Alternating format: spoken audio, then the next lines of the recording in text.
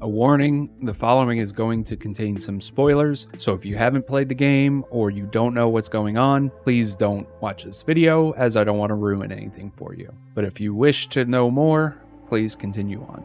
Hey guys, Tadowski here, and today I have for you a new story to delve into. Today we're going to talk about the game Find Yourself, which is the second game in the series of games by the Emika studio. And what you'll seem to find here is that this is a very deep-rooted tale about something much more than what it appears to be on the surface. The game Find Yourself appears to be a strange tale of a man being chased by monsters in an abandoned subway system. But that's not really what's going on. The game Find Yourself has a really deeper meaning into one man's dark past and how he learned to live with the events that had happened. The truth is, this is a story about mental illness, more specifically about PTSD. Before we get started, let's talk about the man, because what we find out is the man's name is Peter Hires. And when we start the game, Peter is in a subway station. He hears a phone ring, and when he turns around, there's a huge monster, and then he winds up on a subway train. Now, the first thing that Peter comes across is a crying baby being watched by a weird female monster. And after doing some back and forth, he finds himself teleported into a child's room. Now, at first, all these events seem unrelated, but the truth of the matter is, the room that he is in is his childhood room. And it begins by telling you a tale about how dad left and mom started getting worse with her behavior. And what we also find out was that mom always acted strange, but the moment that dad left, the behavior got much worse. And we find out that as a child, Peter was a kind of a loner. He secluded himself. And we also find out, as indicated by one of the drawings, is that he would start to self-meditate and start going to an astral plane in order to escape reality. This is how Peter dealt with the traumas that happened in his life. He would escape and in a way deny that it happened.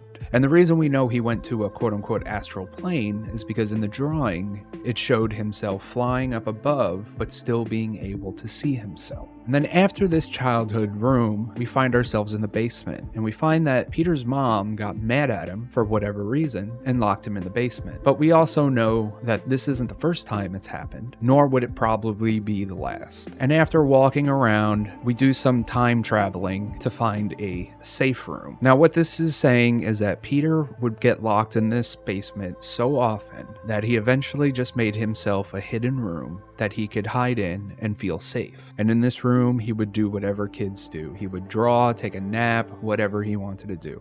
But this was his room that no one knew about, that he felt safe in. And then after exploring this safe room, we are led into a tale about the kidnapping. Now, what we learn is that at 6 years old, Peter was kidnapped by a man who wore a clown costume. The story goes, while Peter was out with his father, and his father turned his back for a second, the man who wore the clown costume kidnapped him and took him away. The clown didn't just take Peter at random. The clown targeted him specifically. He knew him by name and watched him. And we were led onto this by the random notes located around the circus when you explore it. See, the clown saw himself in Peter. He saw him as secluded, alone, and with an abusive family. The clown had been watching and analyzing Peter for a while and saw all these things. And in a way, the clown wanted to make Peter happy. And even though Peter was kept in a cage, the kidnapper would bring other children for Peter to play with. All the kids were kept in captivity and in cages. And when things didn't work out very well, the clown would kill the other children before any of them were found or escaped. And after a bit of time, the kidnapper was eventually caught and Peter was returned. And in this part of the story, things get just a little bit confusing in the timeline. The question I wound up asking myself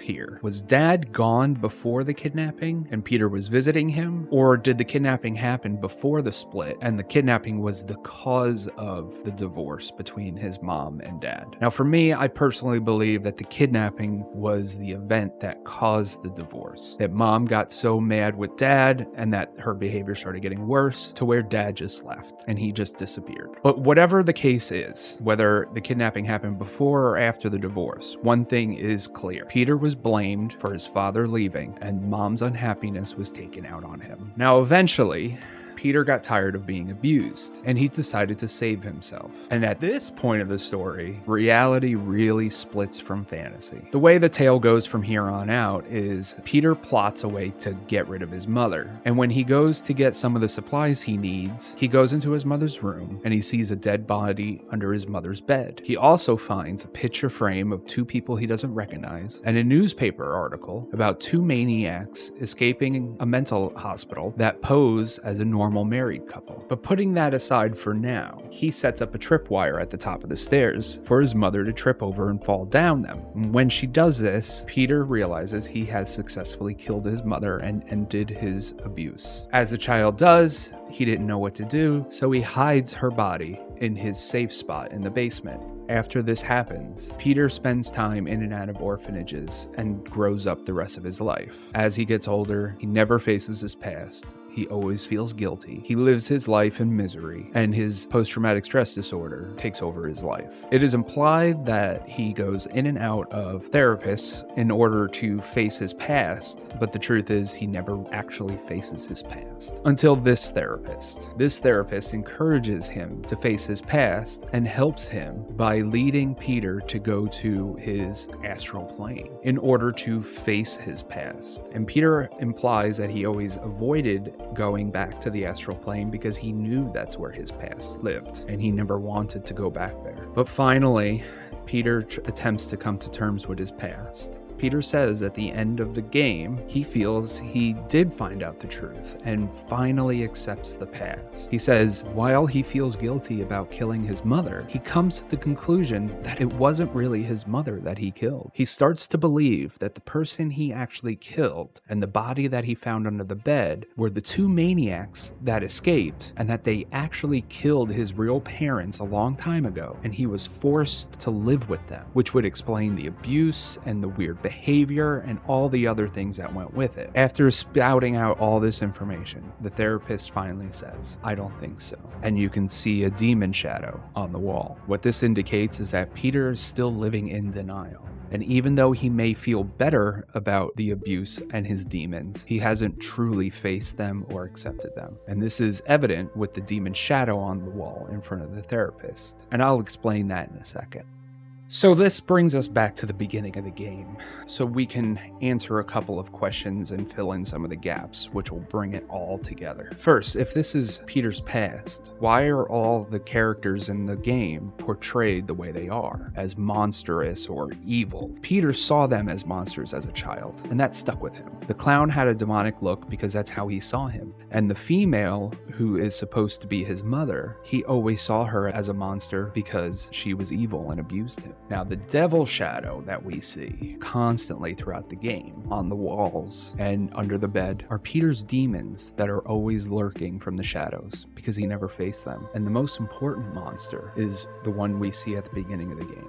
After you answer the phone and you turn around and you get that jump scare, that monster there is you, Peter. See, Peter always felt guilty, and he saw himself as a monster. It was Peter attempting to come face to face with himself. So let's talk about some of my theories. Was his parents really killed by those maniacs, and was he raised by them? Well, besides what the therapist says, the reason I say this last part was made up, and the two unrelated stories are placed forcibly together by Peter, is because, number one, after facing so much of his past, the actual wrongdoing that he did would be the hardest thing he would need to face. Killing his own mother would be the most impossible thing for him to come to terms with. And it would seem much easier to make an excuse to make him feel better instead of facing the pain of accepting the truth. Because it's much easier to say, I killed a maniac who wasn't related to me, than saying, I killed my own mother. The second reason I say that the last half was embellished was the hidden part after the credits. See, if you stuck around long enough, we find ourselves back in the subway, which is indicative of Peter going back to his astral plane. Now, Peter would only go back to the subway in order to face his past. But this time, instead of seeing himself as a monster after answering the phone, he goes downstairs and sees the devil locked behind a gate. Now, what this tells me is that Peter is finally ready to face his demon. The entire game, the devil was only a shadow or hidden, which implies that he never actually came face to face with his demons. The fact that this time he actually comes face face to face with it and sees it in full form is indicative of him finally ready to come face to face and end the pain he has held on to, which also explains why the demon shadow was in front of the therapist on the wall, because it still lurked in the background and he had never truly faced his past, even though he says he did. Now understand, some of these theories that I have, or some of the interpretations that I have, are my own personal interpretations of the game, as there is no official explanation.